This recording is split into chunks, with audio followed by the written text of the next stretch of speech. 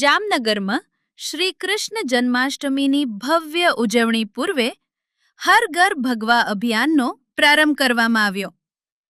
શ્રી 5 નવતનપુરી ધામ ખીજડા મંદિર ખાતેથી જગદગુરુ આચાર્ય શ્રી કૃષ્ણમણીજી મહારાજ અને સંતો મહાનુભાવોની ઉપસ્થિતિમાં ભગવા ધ્વજનું વિતરણ શરૂ કરાયું. જામનગર શહેર અને આસપાસના વિસ્તારો માટે 5000થી વધુ ભગવા ધ્વજ તૈયાર કરવામાં આવ્યા છે. આ અભિયાનનો હેતુ જન્માષ્ટમી પહેલા શહેરને ભગવામય બનાવી સનાતન એકતાનો સંદેશ આપવાનો છે. જગદગુરુ આચાર્ય શ્રી કૃષ્ણમણીજી મહારાજે નગરજનોને પોતાના ઘર, દુકાન અને પ્રતિષ્ઠાન પર ભગવો ધ્વજ લહેરાવવા આહ્વાન કર્યું.